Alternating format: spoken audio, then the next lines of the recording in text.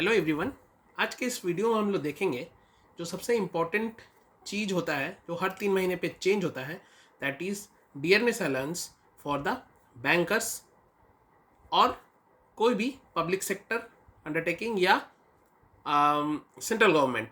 हर 3 महीने पे उनकी डीए चेंज होती है, हेंस उनकी सैलरी रिवाइज होती है हर 3 महीने पे। क्यों होती है? क्योंकि जो मार्केट में महंगाई चलती है उसको कोप अप करने के लिए ये महंगाई भत्ता चेंज होते रहता है।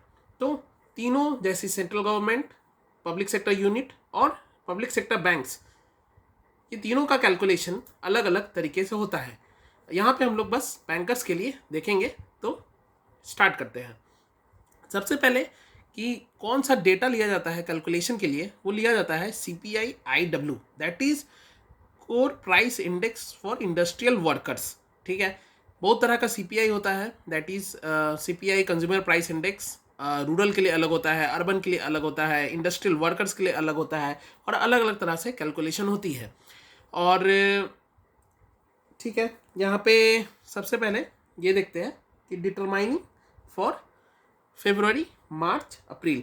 मोर ऑफन देन नॉट आप कहीं भी सोशल मीडिया में या फेसबुक पे देखते होंगे कि लोग पूछ रहे हैं कि फरवरी में डीए क्या होने वाला है। वो भी हम लोग इसमें कैलकुलेशन करके देखेंगे।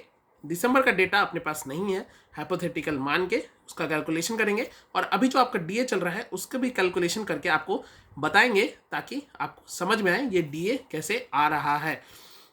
तो जैसे कि अब आने वाले मतलब फरवरी, मार्च, अप्रैल तीनों मंथ के लिए डीए सेम रहेगा, और जनवरी तक जो डीए होना था वो प्रीवियस में कैलकुलेट होके लग चुका है। ठीक है, अब मगर इसको कैसे डिटरमाइन किया जाता है? Previous quarter, that is quarter आपको पता है, जैसे जून, जुलाई, अगस्त, ये स्टार्ट करते हैं अप्रैल से। अप्रैल, मई, जून, ये 3 महीने का एक क्वार्टर होता है। फिर जुलाई, अगस्त, सितंबर, इस 3 महीने का एक क्वार्टर होता है। ठीक, तो डिटरमाइन किया जाता है उस क्वार्टर के हिसाब से, मगर ये डिटरमाइन किया जा रहा है किसके लिए? फरवरी, मार्च, अप्रैल के लिए। ये थोड़ा कॉम्प्लेक्स है, मगर ठीक है, ऐसे ही कैलकुलेट होता आ रहा है तो ऐसे ही कैलकुलेट होगा। अब बेस ईयर क्या लिया गया है? बेस ईयर 2016 लिया गया है। वैल्यूड उस समय कितनी थी? CPI-IW कितनी थी उस समय 2016 में? 123.03 थी। उसी पे हम लोग कैलकुलेट करेंगे। अब एक एग्जांपल देख के समझ लेते हैं कि कैसे कैलकुलेट होता है।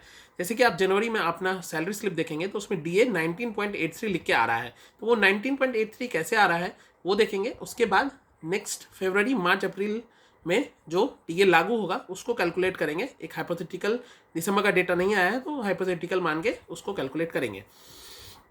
ठीक है, तो वो कैलकुलेट कर लेते हैं। दैट इज़ कि जनवरी में आपका क्या लगा था? दिसंबर, नवंबर, मतलब नवंबर, दिसंबर, जनवरी के लिए जो डीए था वो कैसे कैलकुलेट हुआ था? तो नवंबर, दिसंबर, जनवरी के डीए कैलकुलेट करने के लिए आपको प्रीवियस क्वार्टर देखना पड़ेगा। तो आप नवंबर के पहले प्रीवियस क्वार्टर कौन सा था? सितंबर वाला था, दैट इज़ जुलाई, अगस्त, सितंबर। अब उसका 3 महीने का कंज्यूमर प्राइस इंडेक्स IW का डेटा लेंगे और उसको एवरेज करेंगे, जैसे कि यहाँ पे हमने लिया है, दैट इज़ जुलाई, अगस्त, सितंबर। अब जुलाई में CPI-IW, अब ये डाटा आप कहाँ से ले सकते हो? ये ministry of labour and employment के वेबसाइट पे अवेलेबल है, वो आप ले सकते हो। तो जुलाई में 142.7 था अपना CPI-IW, अगस्त में 142.6 था, और सितंबर में 143.3 था। तो तीनों का अगर एवरेज निकालते हैं तो 142.86 ये अपना निकल के आया।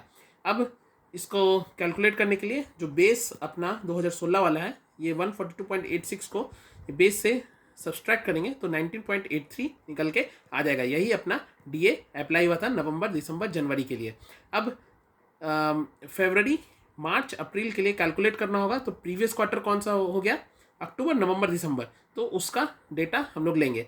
अक्टूबर, नवंबर का डेटा अपने पास ऑलरेडी है CPI ministry of labour and employment में, उसमें अपलोड कर दिया गया है, तो डाटा निकल के आ गया। मगर दिसंबर का अभी तक नहीं आया है, वो भी आ जाएगा, मगर हाइपोथेटिकली वो मान के चलते ज़्यादा का फर्क नहीं आएगा, वो हम लोग कैलकुलेट कर सकते हैं।